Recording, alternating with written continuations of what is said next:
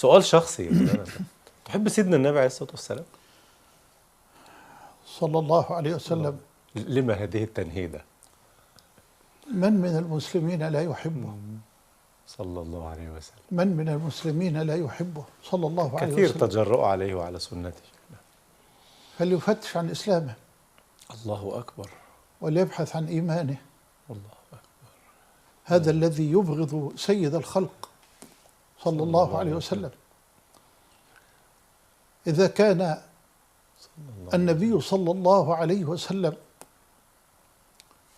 أحبه الشجر وأحبه الحجر، فنحن المؤمنين أولى بذلك الحب. نعم.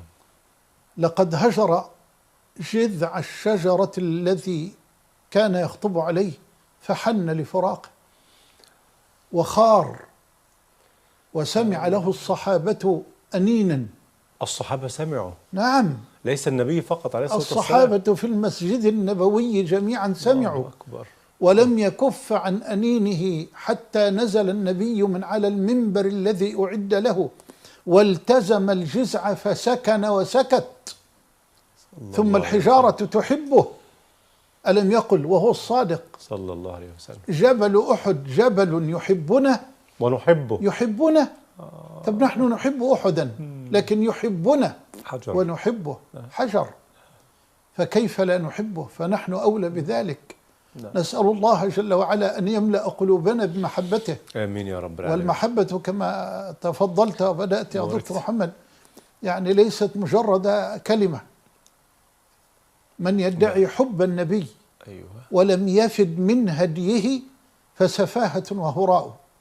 فالحب أول شرطه وفروضه إن كان صدقا طاعة ووفاء. يا سلام، أحسن. فاتباع النبي صلى الله عليه وسلم واجب على كل مسلم محب صادق. أنا أعجب لهذا الصحابي، والله أعجب وأشعر بحقارة وضآلة، الذي جاء يوما إلى النبي عليه الصلاة والسلام، وحديث رواه الطبراني وغيره من حديث من عائشة بسند حسن، فقال: يا رسول الله، إني أكون في بيتي فأذكرك. ده لسه مصلي وراه الفجر ولا الظهر ولا العصر ولا المغرب، الوقت هذا يقول: أكون في بيتي فأذكرك، فما أصبر حتى أخرج لأنظر إليك، وإني ذكرت اليوم موتي وموتك، وعلمت أنك إذا مت دخلت الجنة ورفعت مع النبيين، وخشيت ألا أراك في الجنة. شيء الهم إنه دخل الجنة لن يرى حبيبه. الله أكبر. صلى الله فلم عليه يجد وسلم صلى الله عليه وسلم، وانتظر الجواب.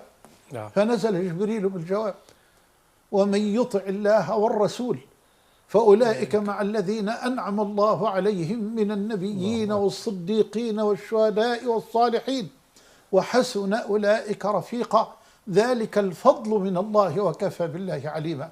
هل ممكن أن تنطبق علينا هذه الآية الآن؟ إن شاء الله، وإلى يوم الدين إن شاء الله. شرطها ماذا؟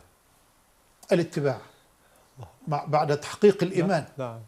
وبعد أن تشعر في قلبك بحلاوة حبه صلى الله عليه وسلم.